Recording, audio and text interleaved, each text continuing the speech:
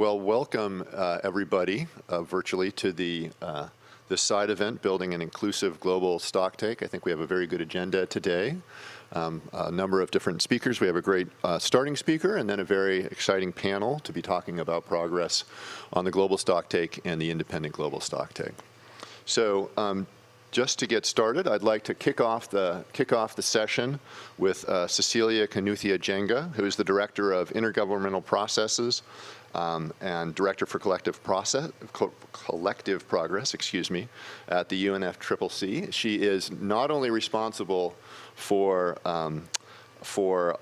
the negotiations and the management of the negotiations at this COP, but also for the global stocktake within the UNFCCC. So I'll turn it over to Cecilia to let us know how things are going here at the COP on the global stocktake. Thank you very much. Indeed, we are really excited because after Paris, the first global stocktake officially starts here in Glasgow. So it's really super exciting that we have this opportunity to kickstart this process, and this will go on for the next 2 years up to 2023. I think for me what's really great about this process and what we are seeing emerging is the cross-cutting nature of the global stocktake.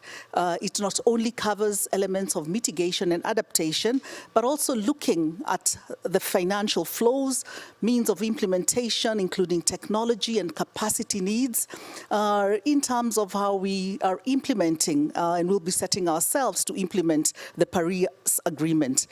But we're also adding into it aspects related to loss and damage and also the response measure.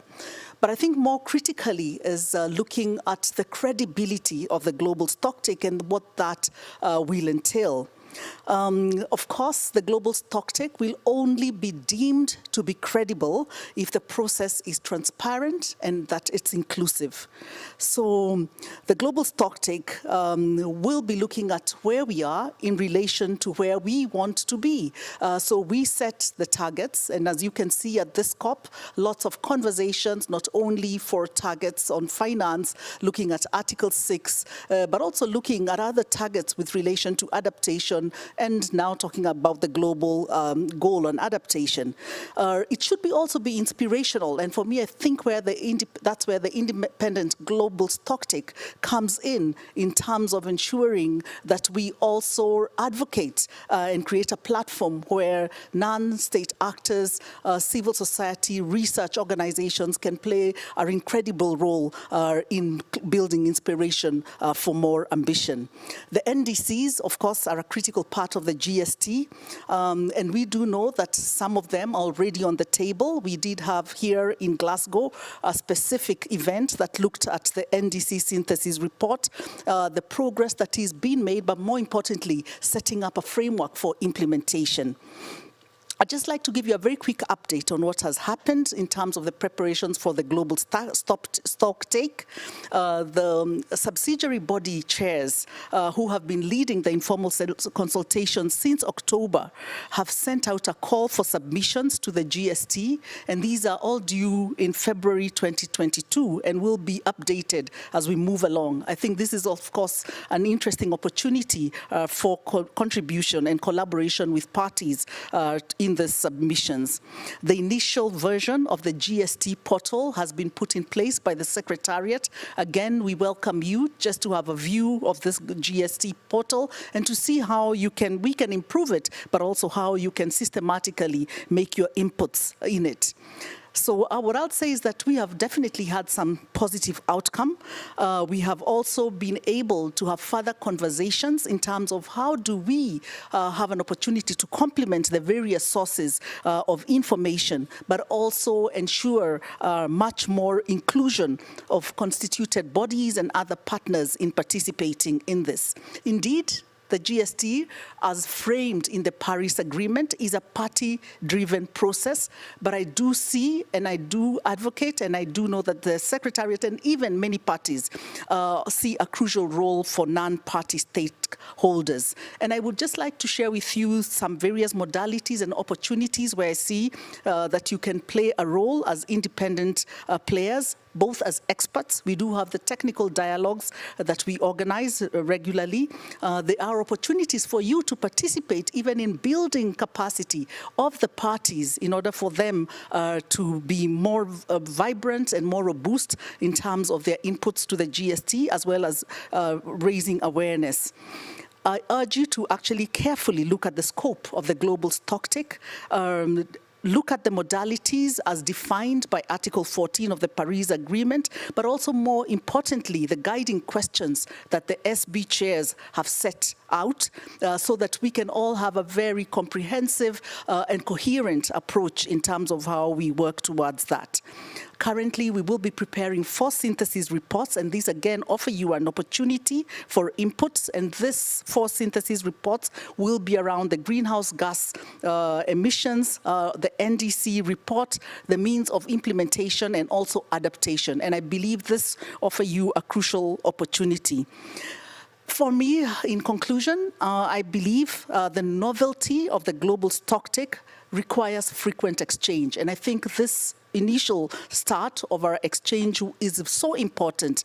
And we as a Secretariat stand ready to facilitate the full and active involvement of non-party stakeholders, but also I would say that we will continuously work with you to find entry points to make your participation as robust as possible. Thank you very much for offering me an opportunity to share some few reflections. Thank you. Great. Thank you, Cecilia. That was fabulous. I think everybody here on this panel is excited to hear you speaking about how inclusive this is going to be, also how you're looking for it to be inspirational for action, but then even more so how you're looking for engagement from non-party actors. And I think you're going to find quite a bit of enthusiasm for that amongst the people here, of course, but much more broadly. So with that, then let me actually turn to the IGST and say a little bit about the IGST. And I think we have some slides that will come up that I can work through.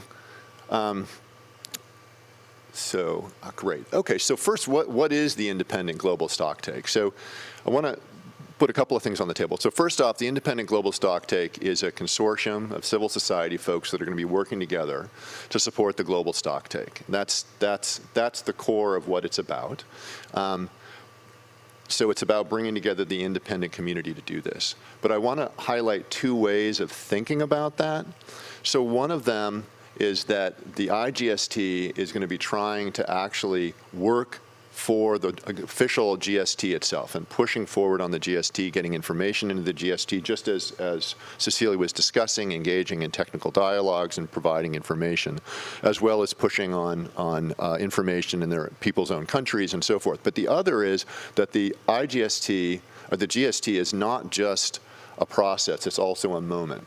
And so the IGST, I think, takes as another one of its main goals is to use the moment of the GST as an opportunity to push for more ambition and action. So there's both the official process that the IGST intends to engage with, but there's also the notion of the independent community acting around the moment that is the IGST, that is the GST, excuse me. So just to note, the IGST was started a couple of years ago, and now as the GST is starting to pick up momentum, I think we're going to see a lot more momentum around the IGST. But already, as you can see, the IGST has a wide range of different actors or different organizations involved and participating. And I'd like to put on the table for all those watching that we very much welcome others to be engaged. The hope for the IGST is it is also an inclusive and transparent process that can bring in as many independent actors as possible to participate in the moment and the GST as well. And as Cecilia was noting about the different areas of the GST, so it's the same with the IGST. We have working groups in not just in mitigation, but in finance, equity, adaptation. We have regional hubs. A representative of the Latin American hub is here.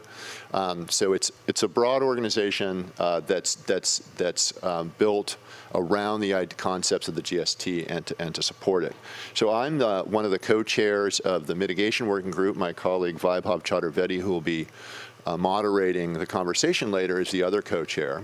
And let me just say as an example a little bit about how we've been thinking about the IGST in the context of the mitigation working group. So as we looked at the first thing we did when we looked at moving forward on mitigation from the independent community was to assess what kind of information is actually out there in the independent community to support mitigation. And one thing we saw which was interesting is that there is a lot of information that's sort of numerical or quantitative, we would call it techno-economic information that's coming out pretty regularly from a wide range of different sources, looking at what the emissions are, obviously, looking how much renewable energy we're putting in, looking at these sorts of quantitative indicators. But what seems to be a lot more challenging and maybe more limited is information on a lot of the societal dimensions that are core to success on climate mitigation. So issues in political economy, institutions, capacity to actually move forward.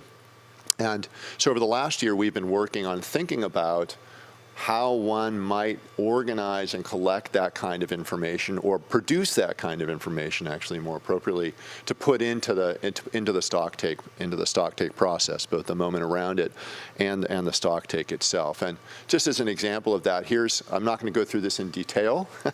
There's quite a bit to go through. But this is the outcome of some work that we've done. We had a convening with a number of experts in political economy, and then thought about what are actual metrics, other ways for us to start to measure political economy effectively in the context of a stocktake. And as you might expect, some things are easier to measure and some are very difficult when we're moving into indicators or issues like political economy that are not as amenable to quantitative analysis. But nonetheless, we think it's important to be pushing the community, the independent community, to be trying to really push the boundaries of what's possible for us to collect and put forward. And in fact, there are a number of institutions that are looking at this kind of information and producing indicators of a wide variety of types that are associated with capacity or with institutional issues and so forth. So going forward, I think we'll be looking to try and find forums to bring people together, to try and push on some of these dimensions, hopefully with a bottom-up feel, an inclusive bottom-up feel, and we'll be looking to move forward on that in the coming years. And I'm sure all the other elements or the other parts of the independent global stocktake, they also have been moving forward in a variety of ways. So we're really excited that things are really moving now on the global stocktake, and I think that's going to put a lot more behind the independent global stocktake, and so it's a very exciting time. And so to move forward on that discussion, I'm going to hand off the conversation to my colleague Vaibhav Chaturvedi for the Council on Energy, Environment and Water in Delhi, who is, as I said, my co-chair in the mitigation working group, to moderate a discussion with 3 distinguished panelists. So I'll hand it over to you, Vaibhav, to take it from there. Great. Thanks, Leon. And hello, everyone, and thank you, Leon and Cecilia, for setting the stage. I think it's a great conversation. I'm excited about it. We have an excellent panel with us. And both Cecilia, you and Leon have talked about some extremely important things. So you talked about that GST is not just about the mitigation process. It's about mitigation, finance, capacity building, as well as loss and damage, which is something very interesting. That's a new thing that is upcoming in the debate. And also is about transparency and inclusiveness. So many new kind of concepts coming into the GST, which are very important. It has to be inspirational, and it has to be about collaborations. And essentially, the independent process is about collaboration with so many of us in the civil society, joining this initiative. With this, let me introduce the excellent panelists to all the colleagues here who are on the call. We have Jorge Villarreal with us. Jorge is the Director of Climate Policy of the Mexican Climate Initiative. He also leads the Latin American hub of the IGST. Welcome, Jorge. Thank you. We have Marine Puget with us. Marine is the Policy Advisor of Climate Governance with the Climate Action Network France. She also coordinates the CAN International's work on global stocktake process. Welcome, Marine. And finally, we do have Honorine Eno. Honorine is from the African Climate and Environment Foundation and is also a youth leader. Welcome, Honorine, with us. So let me dive right away into the discussion. So the first broader question I want to ask all of you. So Jorge, I'll go with you first. So what is your role in the IGST process, and what is really the importance of this process in your view? Thank you very much. Our role as the Mexican Climate Initiative is to facilitate a collaborative process within the region of the Latin America and the Caribbean to run up the IGST in a very bottom-up process, in a very recognizing and welcoming the diversity between or within the region. And what we did as a first step is just to make a regional assessment with different interviews with stakeholders and many other tools to really assess what is the perception of the different stakeholders in the region, mainly from civil society organization and academics, about the GST in general and the IGST.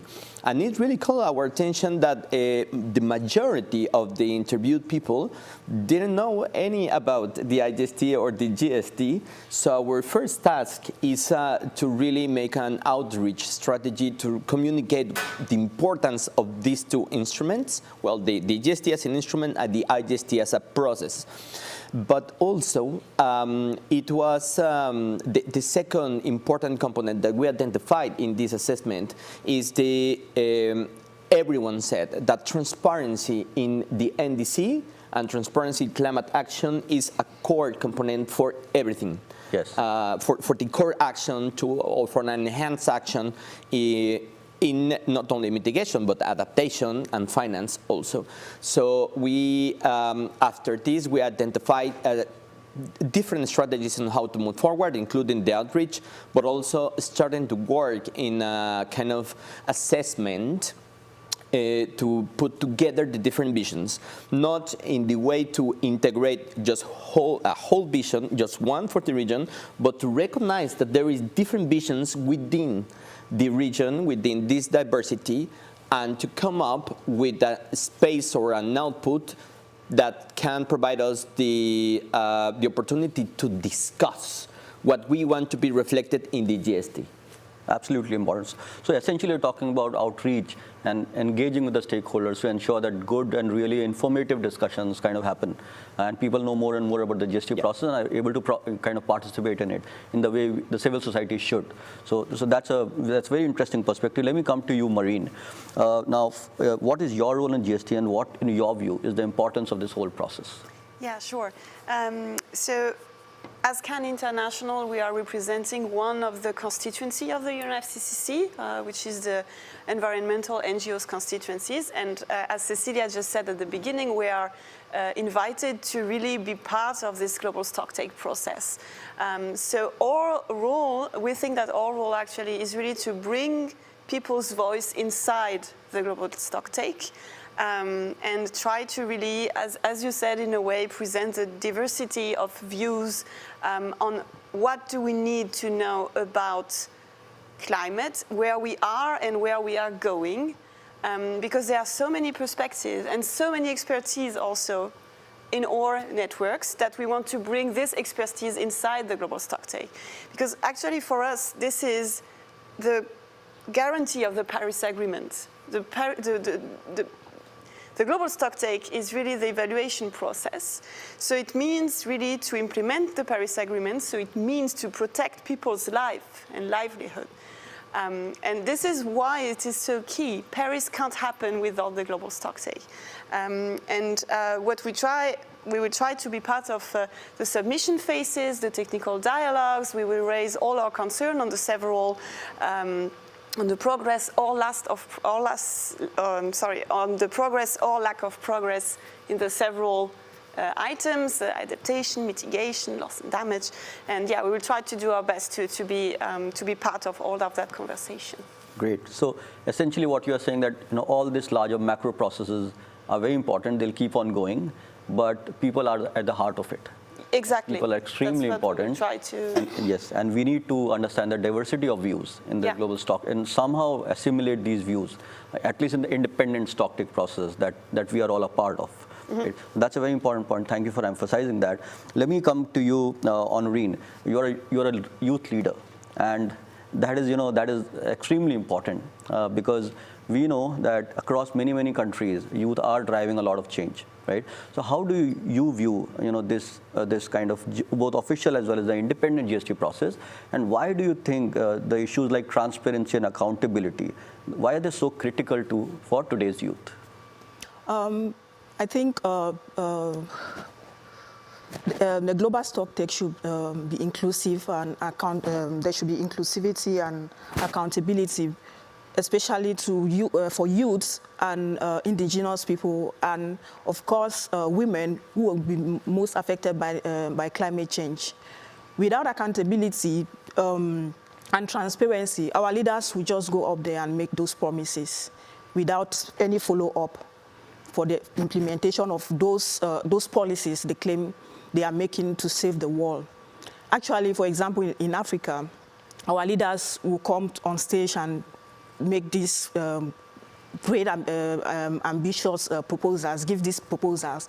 But when you go down there, nothing is being done for in terms of implementation.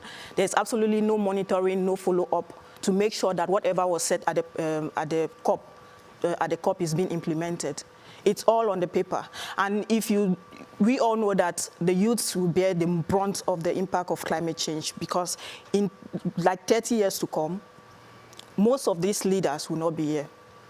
Yes. So they can make those promises and then go back home and don't take any action, because they know they will not feel the impact. They have nothing to lose. But if it's made possible for youths to monitor, because all these youths, especially the youths I'm working with, they really want to follow up.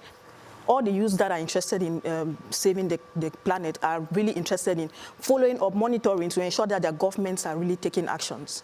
Yes, yes. Yeah. So yes, you're right. The climate is an intergenerational debate, as we know. And the feeling that I think many of us are getting, that the youth are indeed getting restless with the official negotiation process. So your role is absolutely extremely critical, and I'll come back to you to get a better understanding of that. Now, let me come back to you, Maureen and Jorge. We are a part of the independent global stocktake process, and there is an official process also that is ongoing, and Cecilia talked a lot, some very important points she made. Yeah. We could go kind of separate ways, we don't want to, right? But the challenge for us is to align and inform the official process, right? So what are the big challenges do you see in the independent process in terms of informing the official process, and how can we really build the bridges that we need to build with the official process? Yeah, Marie, please go ahead, and then I'll come to you. All right. Well, I think the independent global stocktake is giving us the space to discuss across several actors, because, for example, as CAN, we can't say we represent all civil society. We need a space to really discuss with others on how we can implement this global stocktake and how it can be, in our view, it can be used so that it's the people's need at the very, very center of this process. Now, how can we connect the dots between what's happening outside the UNEP, for example, in the independent global stocktake process, and then also inside this UNEP bubble? So I think that one key area for the IGST is to communicate. And this is what you already explained. The global stocktake is happening in a UNEP process. This is something that is quite closed, and then when everyone goes home, as you said, it's a bit disappear a bit.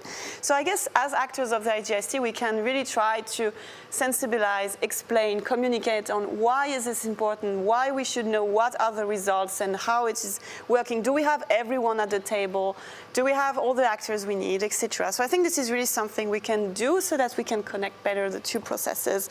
And maybe to finish on that, I think it's also a nice space to try to think about lessons learned, good practices, because sometimes in the UNFCCC sphere we are mostly talking about a lot of technicals, and maybe inside this independent global stocktake we can be able to share more good practices, good lessons, for example from regional hubs, or what is happening on the ground actually. I think that's something that can be shared if it's missing from the official process at least. Great, great. So Jorge, what are your views on in terms of connection of the process? I want to retake from Marina's, because we must see those both, the GST and the IGST, not only as an output, but as a processes, as Marina said. And during the processes, we will have a different moments for connection, and we will be working to connect with the GST, of course. But the process has a richness by itself, because what we are trying to do with the IGST, which is to be the most inclusive as we can, by first recognizing that there is that there has been an incredible job, an incredible work within the regions around the climate change action, around the NDC, the Paris Agreement implementation. And when we saw the first time, for instance, the guideline questions from the non-paper of the SB, we saw that there are too many components there that we as civil society can address. And can address because we have been working for that for several years.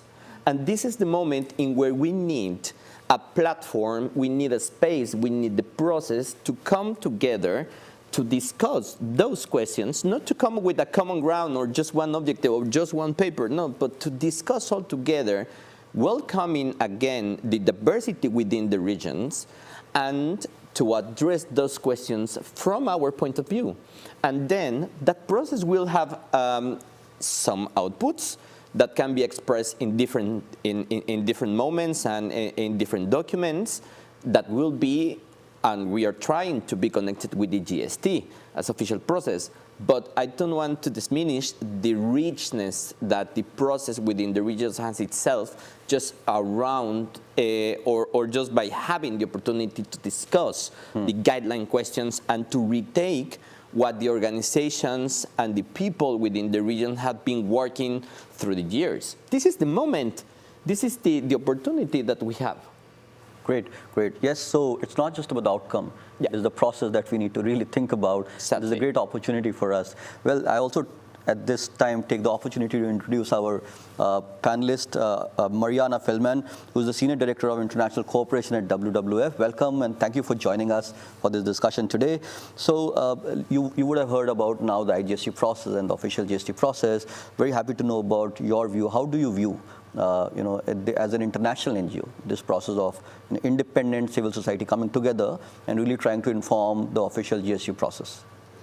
So thank you, Vaibhav and everybody for this conversation. I think Maureen was speaking about the fact that the whole premise of the Paris Agreement is that we're not going to solve the situation all at once, that we really need to ratchet, and we need to ratchet pretty fast in order for us to deliver on the goals of the Paris Agreement.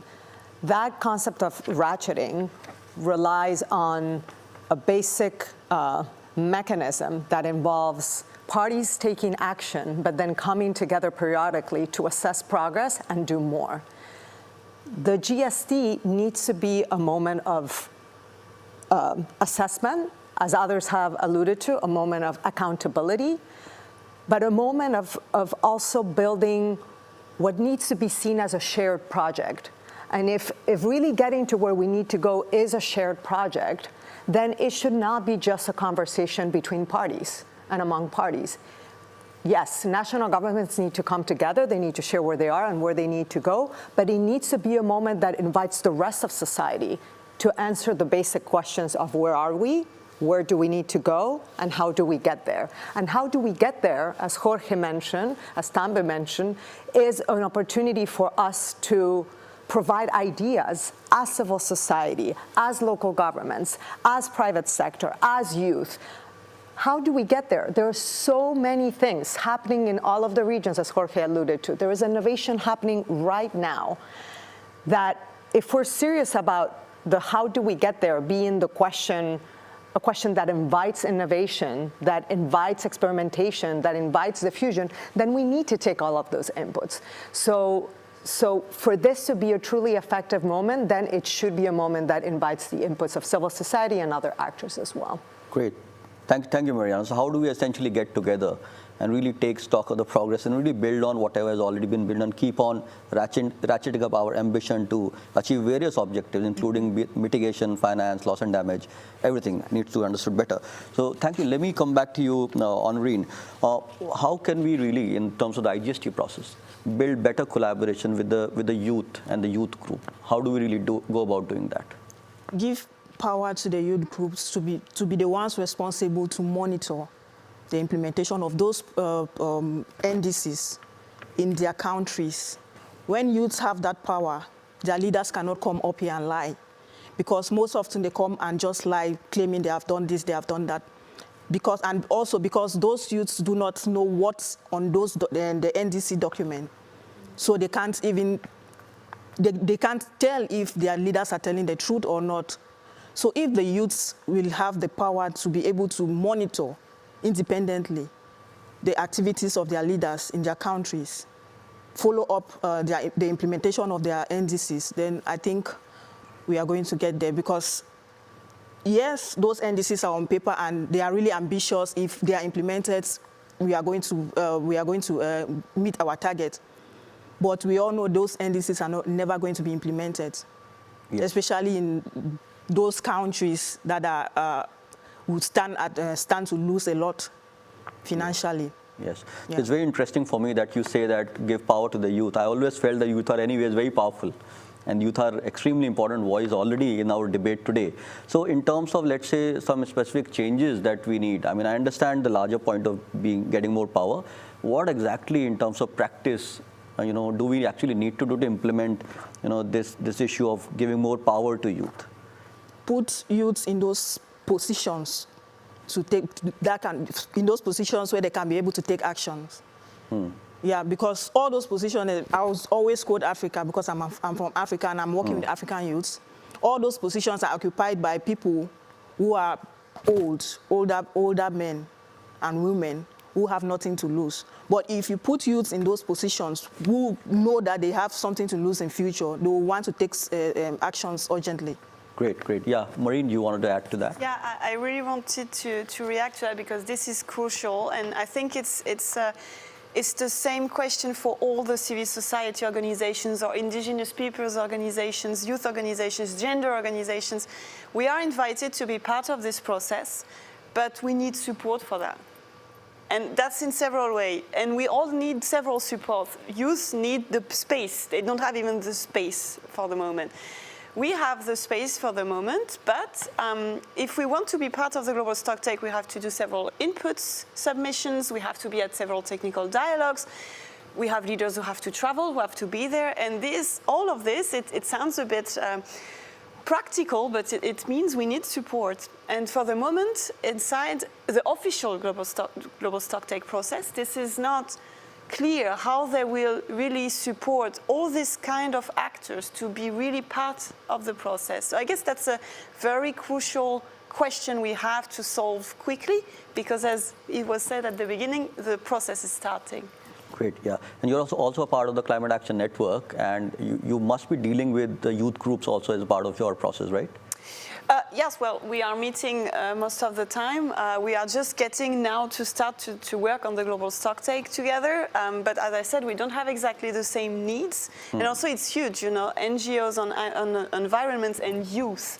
It's so diverse. So we are still trying to see what are our common challenges, but maybe also the differences. How can we help together? So of course, this is also helping to have this exchange between each other.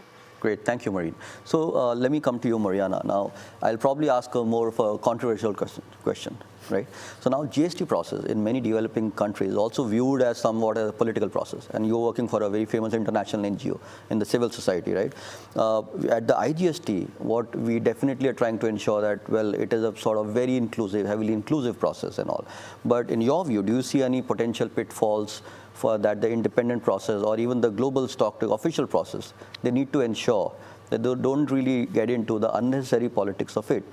Because the questions that have been talked about, inclusivity, transparency, they're absolutely critical. But at the same time, we do know that the reality of this climate debate and politics that is out there. And we need to deal with it all the time. Unfortunately, we need to deal with it. So what are the pitfalls in your view that we definitely need to be better prepared and we should avoid those? And how do we really go about doing that? Any views on that? Thank you for that question. I mean, I don't see a way out of the process being political. I mean, it is by its very nature a political process. But rather than, try to turn it solely into a technocratic process, which I don't think it will be, and we shouldn't try to do that. I think the question is how we make it an effective one. And so to your question of pitfalls, I mean, and this was alluded by my other colleagues in the panel, I think it's absolutely critical that we don't see the global stocktake as just a process within the UNFCCC. Of course. If we are going to make this a process that is not just inclusive in terms of inputs and inclusive in terms of maybe some technical dialogues, but if we're going to make it a process that really creates the space, as Jorge was saying, for the conversations that need to happen, then we need to bring the GST closer to the ground. As Jorge alluded, we need to bring it to the regions. As was alluded by my other colleagues here, it needs to be brought to the countries, and it needs to be a conversation about what future we want, what country we want.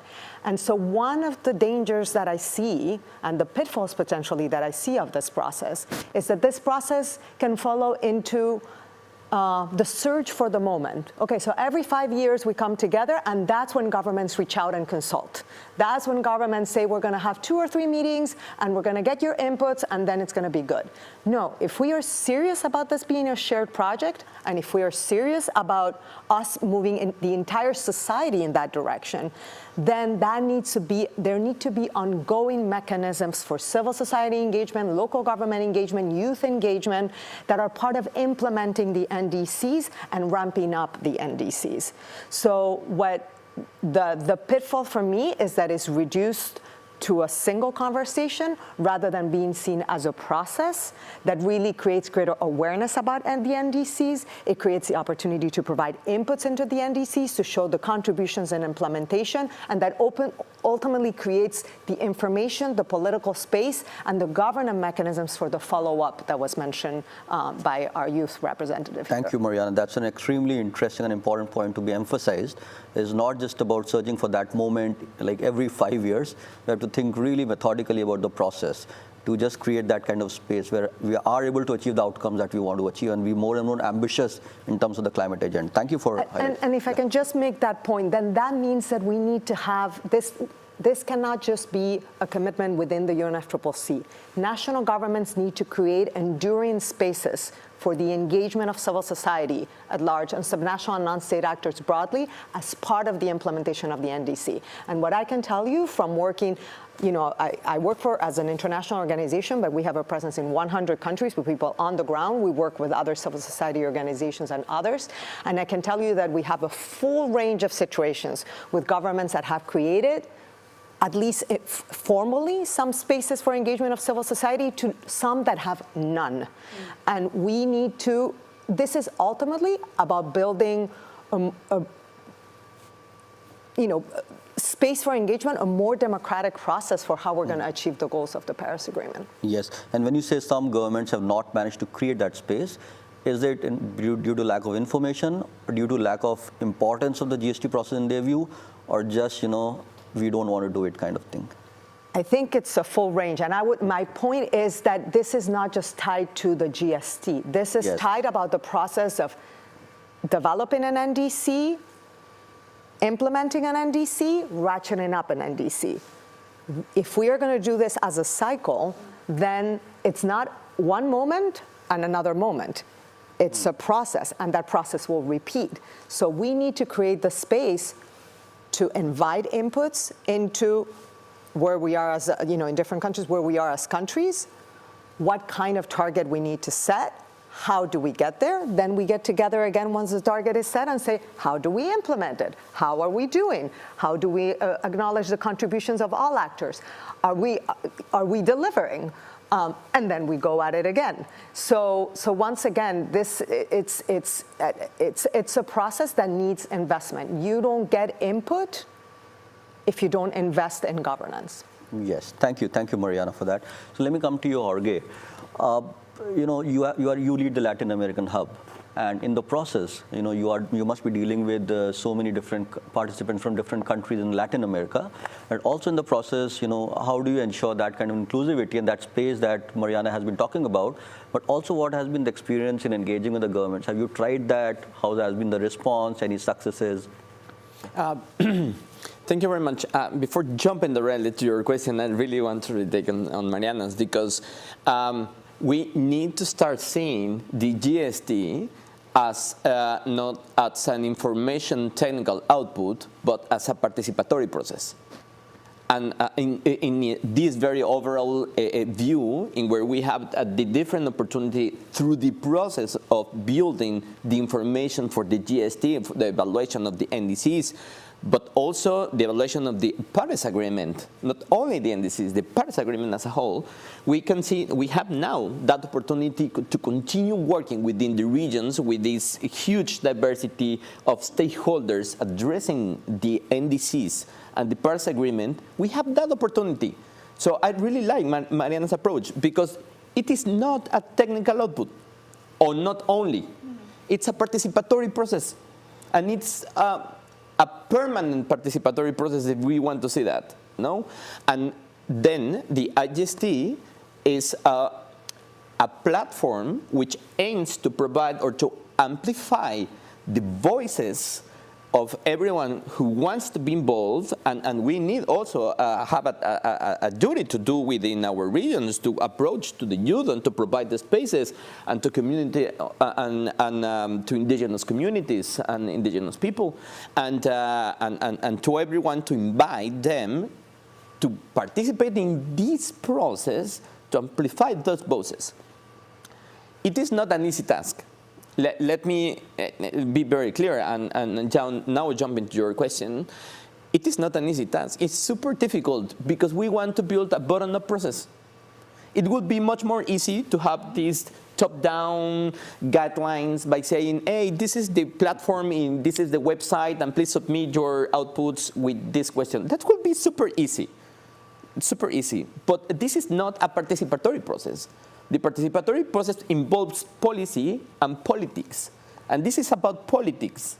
And we want to be engaged around politics with the different stakeholders to build this trust and credibility up first about the IGST, to provide legitimacy, sorry, that, yeah, to be legitimate, yeah, for the IGST process. And it has not been easy, because what we did at the first moment after doing this assessment, we really recognized it, and we were very aware that we needed to recognize that there is a lot of work in the regions, that we are not the only ones, that we are not coming now by asking, hey, what about, what is around the IGST? No, there has been a lot of work over there for several years, and that's a challenge on how to retake. And having said that, we have not approached now the governments, because we are in the moment in the building of this organizational, or consolidate this organizational structure, which will allow us to do that work. We will have, we will come in later on. Yes. With that. We are in the process of that. But we are in the process, yes. Great, thank you. So now let me come to the question of capabilities. And Marine, the issue of capability is also extremely important. All of us do want to, have the process inclusive, but even the person who we want to be included in the process needs to have get that capability of responding to even understanding the debate. And that's what we find. I am from India, from a developing country. We find the issue of capability is so important even for understanding the debate. It becomes a big sort of bottleneck. And so how do you see the issues of capabilities, and what do you think really needs to be done? I'm sure it is not, of course, such a straightforward process, but there has to be some structure behind it. So any views on the, how do you really deal with the lack of capabilities thereof in the larger stakeholder base? Yeah, so if we look at the GST, so we will have 3 submission phases. If we look at the very technical process, so it means we invite 3 times all possible actors to say, well, we have to report on climate action. It can be finance, it can be everything. It means that you have to speak or to write at least one of the 5 UN languages. That's already a problem. Then it means that you are writing. We have a lot of communities or people who do not use a writing format to transfer knowledge. They do this in another way. There is the deadlines that it's hard to do. You have it's very practical again, but some format you have to use. You have to have your internet connection, etc., etc. So we already see from our own organization, and I know it's the same for all the other constituencies, that's a challenge. And so I guess there are several ways to try to make it easier.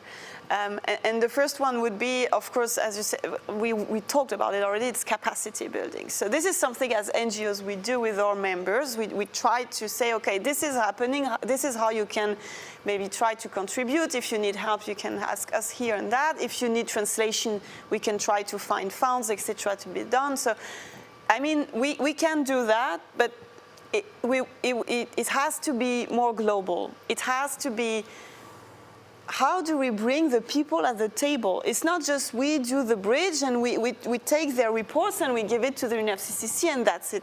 We want them to be at the table and do this by themselves.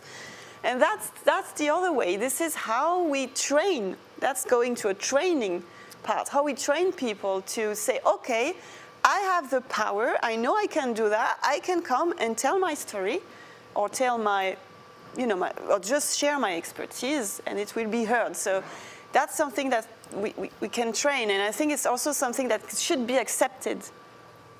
Because in the UNFCCC processes, most of the time, it's a very it was a lot of negotiations, actually. So it's not about sharing. Now we are coming to the implementation phase. So it means that parties and also UNFCCC staffs has to understand that we need to work in a different way.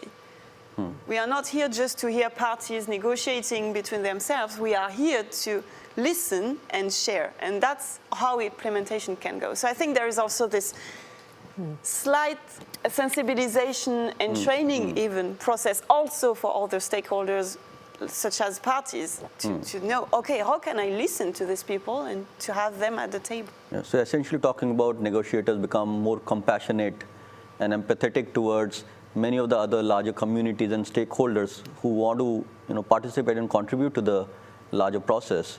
Right? And this is a mindset change. Yeah. And mindset change are always very, very challenging, aren't they?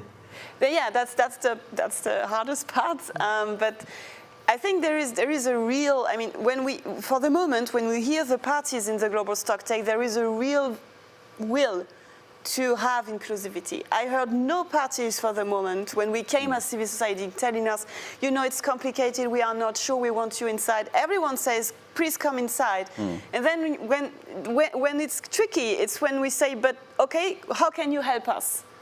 That's where we don't have always the answers. But we are invited. That's already something I want to, to recognize, and that's good.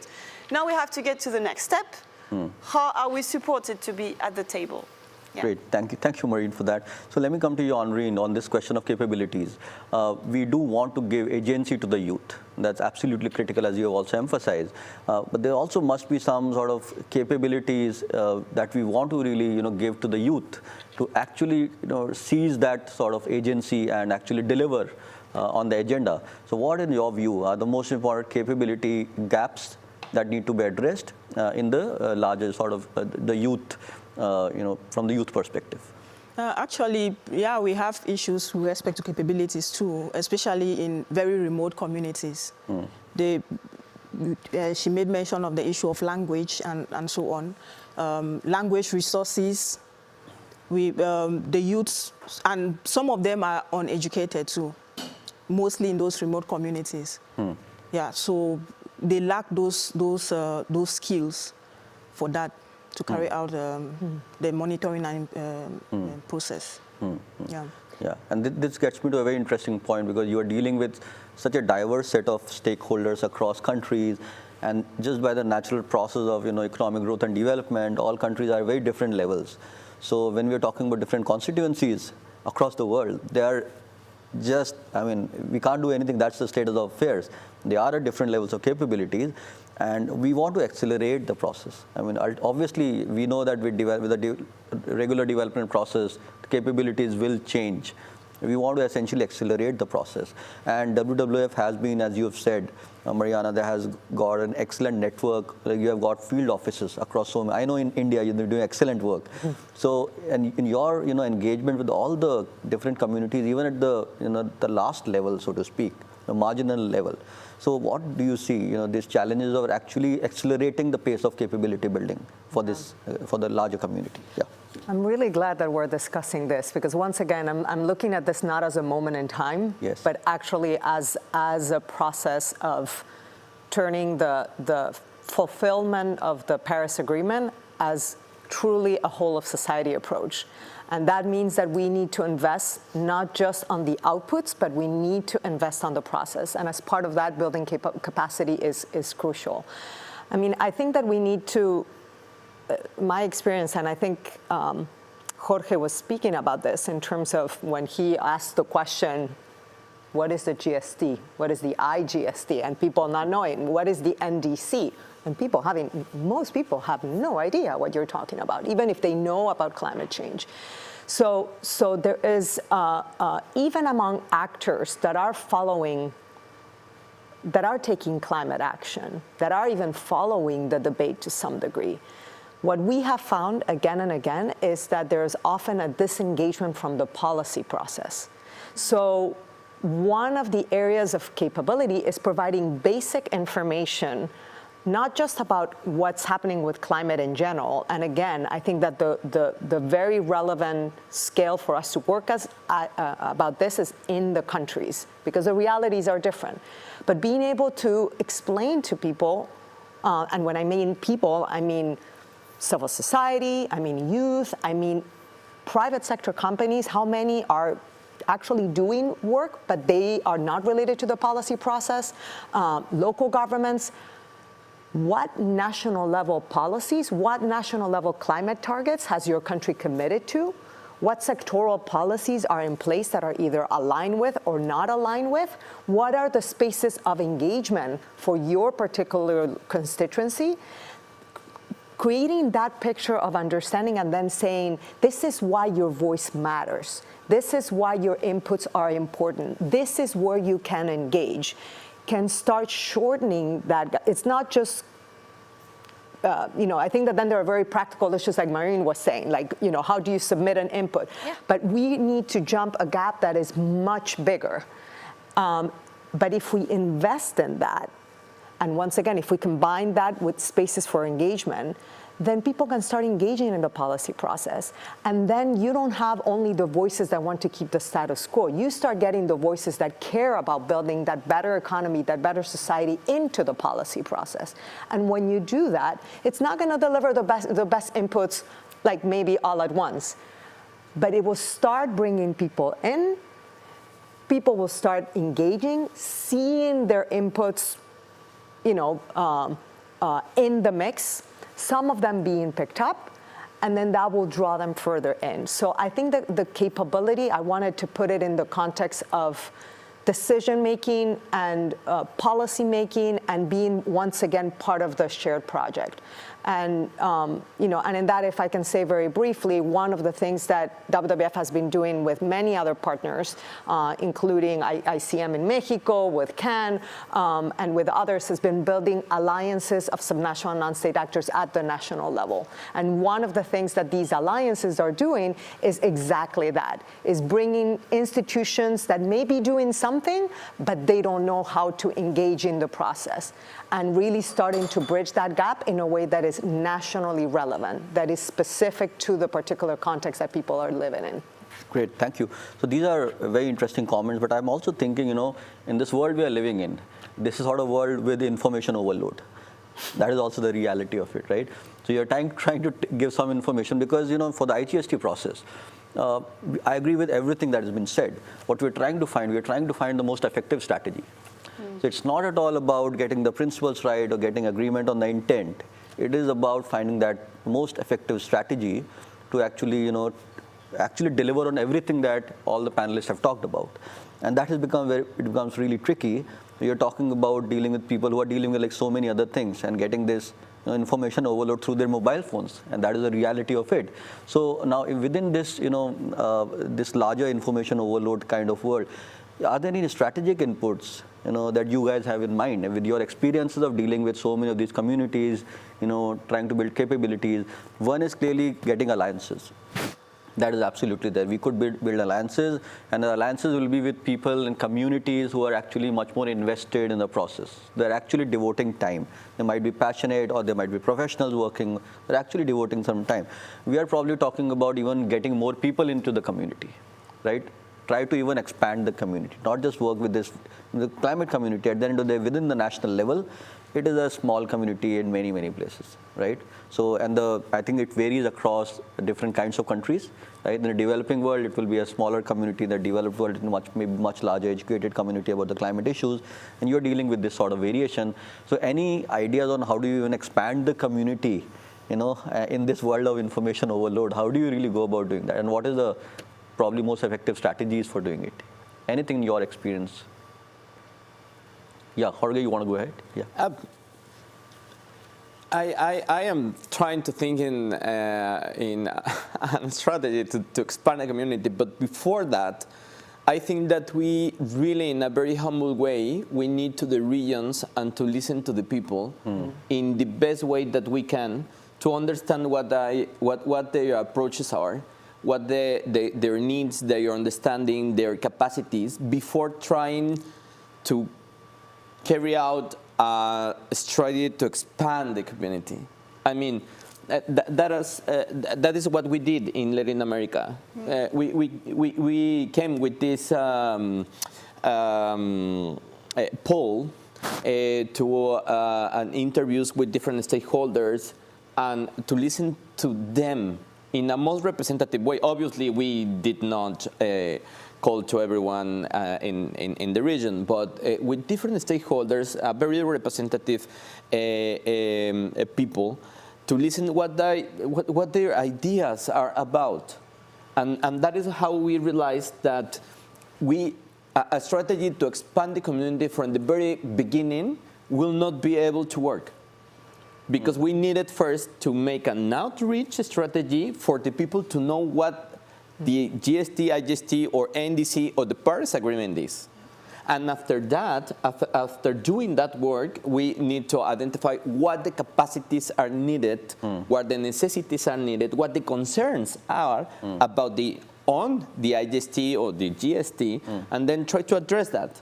And after that, and I know that this is the long process, this is the long road, but in our opinion, that's and the opinion of the IGST, which is what we are trying to build or together, is how we do a really bottom-up process, and not to reply these top-down strategies that we have been working always.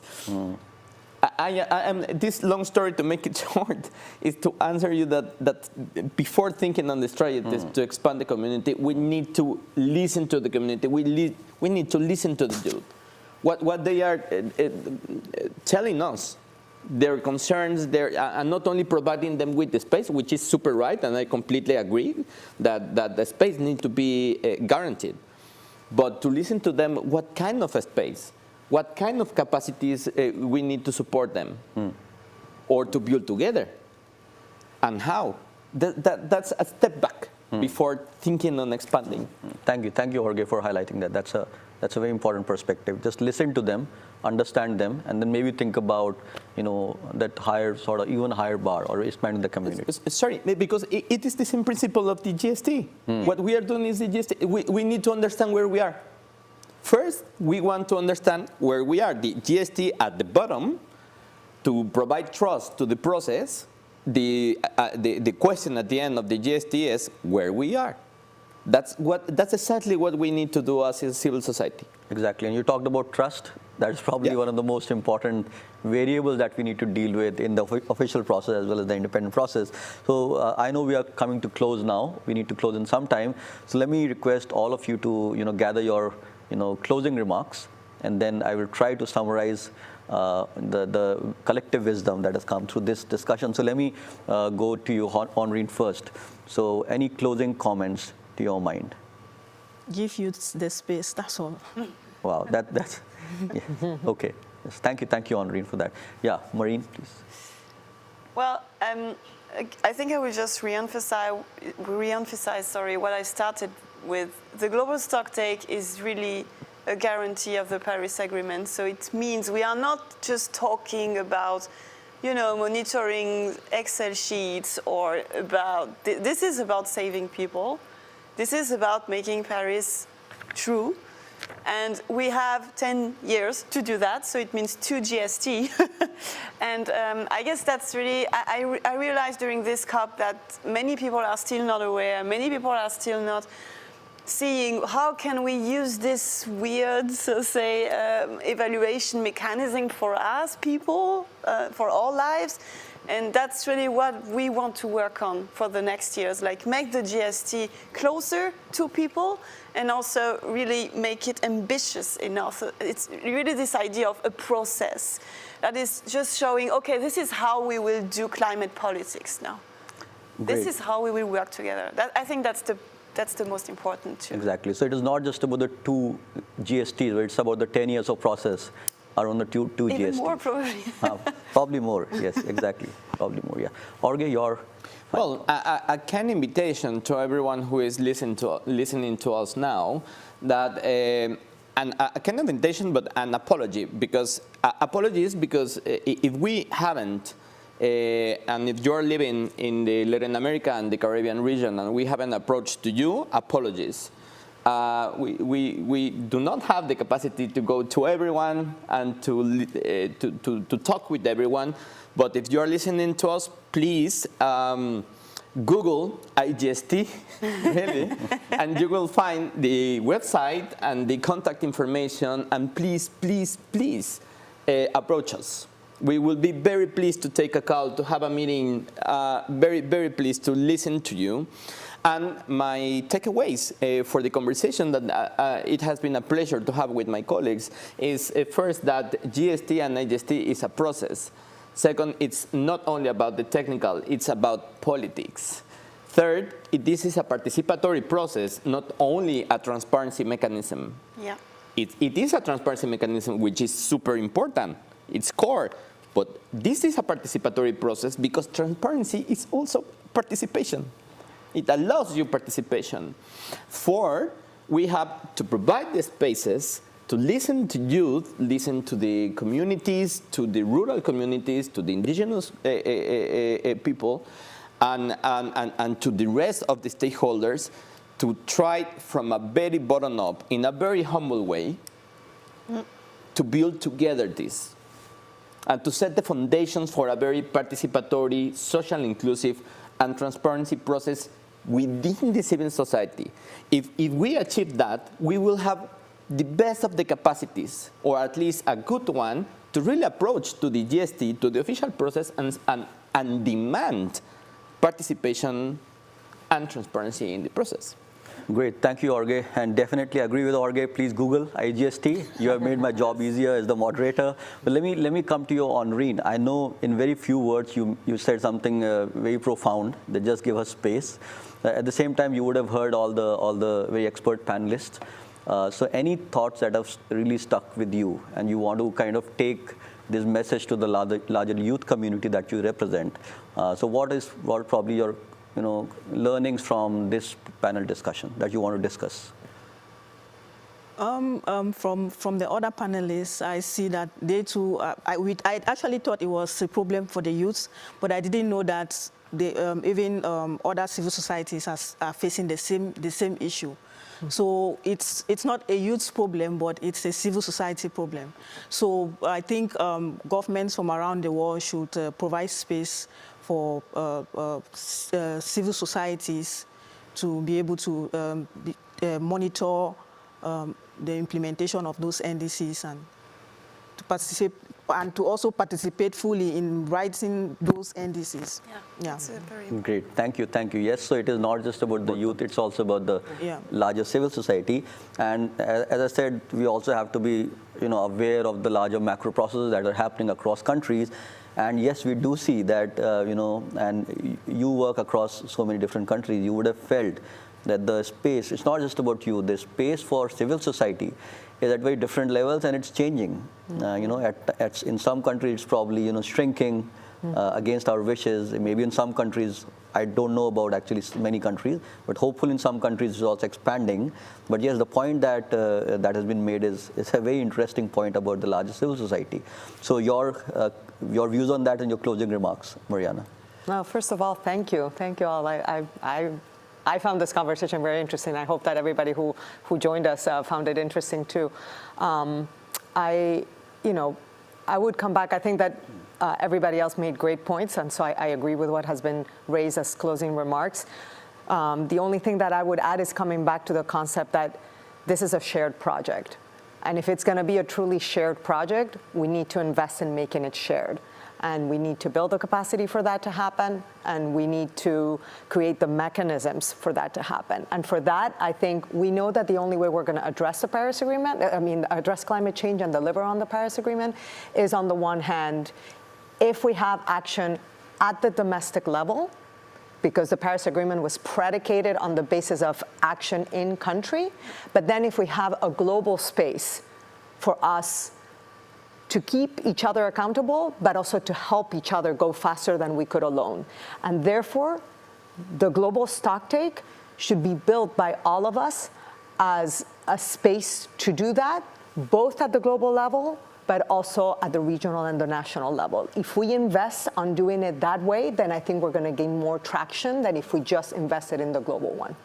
Great, thank you, Mariana. This has been an excellent discussion and very fascinating for me, great learning for me also. It is always a challenge to summarize such diversity of views, but I will definitely take a stab at it.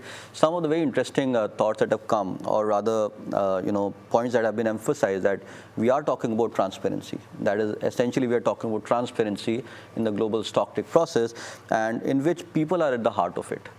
People are extremely important, and we need to be cognizant of that. It cannot be a technical process about tables, that this is the table you need to fill, every country needs to fill, and just understand how the progress that we're making. It is about people at the end of it. And we are talking about a shared process. So it's not just like every 5 years the moment comes, but it's about a continuous process around those moments. And the process has to be ambitious. And obviously there will be some sort of a lot of technicalities of the process, but it is going to be a lot about politics also.